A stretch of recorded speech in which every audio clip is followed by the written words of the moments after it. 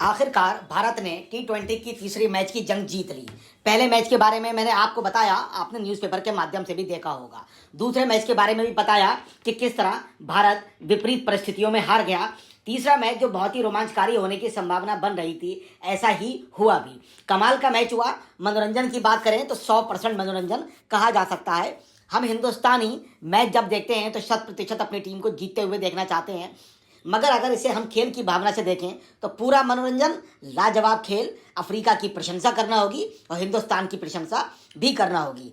प्रशंसा अफ्रीका की इस एतबार से कि 219 का स्कोर बहुत बड़ा स्कोर होता है। चेस करने के लिए बहुत बड़ा प्रेशर होता है और उन पर प्रेशर शुरू में था, लेकिन उनके दो बैट्समैन ने, क्लासेन ने और जेनसेन ने, ऐसा लगा जैसे भारत के प्रेशर को उड़ा कर रख दिया और वो लोग जीत की दहलीज पर आकर खड़े हो गए। इस बात के लिए प्रशंसा करना पड़ेगी अफ्रीका के दो बल्लेबाजों की, जिन्होंने धुआंधार बैटिंग की। क्लासेन के मैंने छक्के देखे, उसके बाद मैं तिलक पर भी आऊँगा। हिंदुस्तान की शानदार बैटिंग की भी चर्चा की जाएगी। क्लासेन के सिक्स ऐसे लग रहे थे जैसे विश्व स्तरीय कोई खिलाड़ी भी ऐसे छक्के मारने में शायद कभी सक्षम न हो। जेनसन के भी सिक्स लाजवाब थे। 5 छक्के, क्लासेन के 4 छक्के, 9 छक्कों ने भारतीय टीम की चिंता बढ़ा दी थी और हिंदुस्तानी प्रशंसकों की भी चिंता बढ़ा दी थी। लाजवाब मैच देखने को मिला, आनंद आ गया। आखिरकार अफ्रीका हारा, मगर अफ्रीका ने दिल जीता और भारत ने दिल भी जीता और भारत ने मैच भी जीता। रोमांचकारी तीसरे टी20 मैच में भारत ने दक्षिण अफ्रीका को सिर्फ 11 रन से हराया, या आप कहिए 11 रन से जैसे तैसे हरा पाया। तिलक वर्मा, जिनके बारे में टिप्पणियां हो रही थी, बहुत लाजवाब उनकी सेंचुरी का खेलने का ढंग रहा और बहुत ही आकर्षक उनका शतक रहा। उन्होंने कहा, चोट से वापस आकर शतक लगाना शानदार एहसास है। विकेट शुरुआत में चुनौतीपूर्ण था, मैं और अभिषेक दबाव में थे। पारी हमारे लिए महत्वपूर्ण है, हमारे स्पिनर अच्छी गेंदबाजी कर रहे हैं। उन्होंने इस तरह से अपने आप को डिस्क्राइब किया।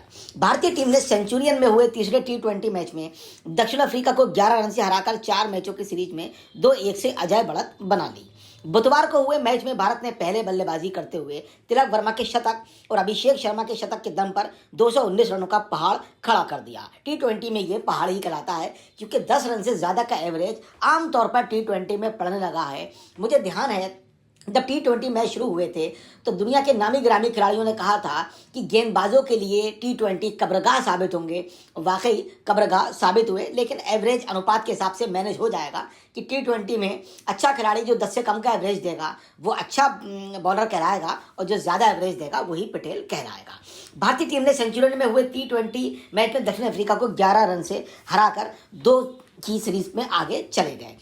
इसके जवाब में मेजबान दक्षिण अफ्रीका की टीम 208 रन ही बना सकी। भारतीय टीम ने यह मैच 11 रनों से अपने नाम कर लिया। इससे पहले डरबन में भारतीय टीम, जबकि गेरबरहा में दक्षिण अफ्रीका की टीम ने बाजी मारी थी, इसीलिए यह मैच बहुत ज़्यादा रोमांचकारी भी हो गया। अब मैं फिर जेनसन पर आना चाहता हूँ।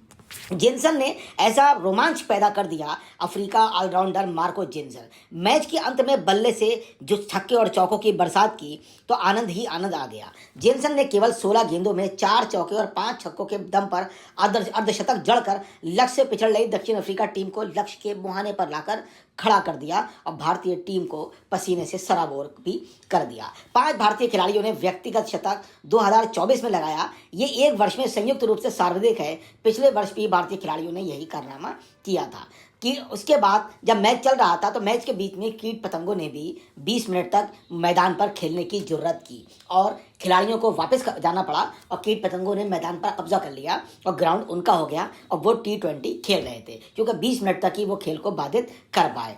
दक्षिण अफ्रीका की बल्लेबाजी के दौरान पहले ओवर के बाद ही कीट पतंगों ने मैच को 20 मिनट के लिए बाधित करने का काम किया। पहले ओवर में दोनों ओपनरों को काफ़ी परेशानी हुई, उन्होंने लगातार शिकायत भी की। इसके बाद खेल को रोका गया। 20 मिनट तक ग्राउंड कीट पतंगों के कब्जे में रहा, बाद में खिलाड़ियों के कब्जे में आ पाया। आपको ये भी पता है, कप्तान सूर्य ने गेंद हार्दिक पांड्या के हाथों में इसलिए सौंपी थी ताकि हार्दिक पांड्या उसे कंट्रोल कर सकें, मगर दुर्भाग्य देखें, हार्दिक पांड्या ने इस ओवर में जेनसन ने 2 चौके 3 छक्के जड़कर 26 रन बना लिए और जीत की तरफ दस्तक देने का काम शुरू कर दिया। अर्शदीप के विरुद्ध भी दूसरी गेंद पर जेनसन ने छक्का जड़कर मैच को रोमांचकारी बना दिया। अगली ही गेंद पर वो एलबीडब्ल्यू आउट हुए, तब भारतीयों की सांस में सांस आई और उसके बाद जीत की एक उम्मीद बढ़ी। अब हम भारतीय बल्लेबाजी की बात करें। भारतीय बल्लेबाजी में सैमसन ने दोबारा से बहुत खराब परफॉर्मेंस दिखाई। अभिषेक 25 गेंद पर 50 रन, 5 छक्के 3 चौके। किसी से भी आप बात करेंगे पूरी दुनिया अभिषेक के खिलाफ खेल को सराहेगी, लेकिन मैंने एक एक गेंद अभिषेक की देखी, 25 गेंदें खेली, 25 गेंद देखी। स्कोर नहीं संदेह उन्होंने दुगना 200 के स्ट्राइक से मार दिया, लेकिन मैं अभिषेक के खेल से बिल्कुल भी संतुष्ट नहीं हुआ। ऐसा लग रहा था जैसे वो हर गेंद पे आउट होना चाहते हैं और इत्तेफाक से उन्हें चौके और छक्के मिल रहे हों। ये अभिषेक का खेल मेरी नज़र से रहा।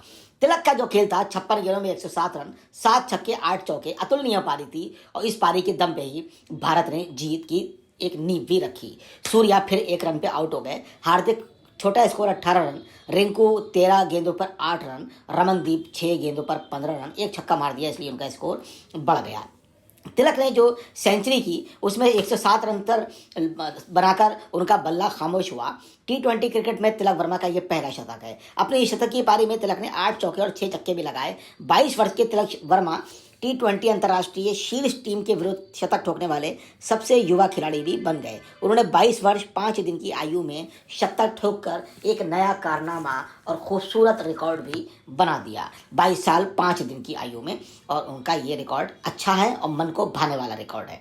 अगर हम दक्षिण अफ्रीका की बैटिंग की बात करें तो पहले बैट्समैन रिकल्टन 20 रन पे अलविदा, हेड्रिक्स 21 रन पे अलविदा, मार्करम फिर फेल 29 रन, स्टेप्स भी फेल। क्लासेन ने 22 बॉल पर 41 रन, 4 छक्के 1 चौका, मिलर 18 बॉलों पे 18 रन, जेनसन तूफानी पारी 17 गेंदों पे 54 रन की बदौलत दक्षिण अफ्रीका जीत की दहलीज पर पहुंचकर हार गया। अगर हम भारतीय बॉलिंग की बात करें तो भारतीय बॉलिंग, अर्शदीप ने 4 ओवर में 37, हार्दिक 4 ओवर में 50, अक्षर 4 ओवर में 29, वरुण 4 ओवर में 54, बिश्नोई 4 ओवर में 33। वरुण की उपलब्धि ये रही कि उन्होंने रन अगर दिए तो 2 विकेट भी लिए। अर्शदीप ने स्कोर भी कम दिया और 3 शानदार विकेट लेके भारत को मजबूती की तरफ बढ़ाने का काम किया। अगर अफ्रीका की बॉलिंग की हम बात करें तो अफ्रीका की बॉलिंग भी एक सामान्य बॉलिंग रही।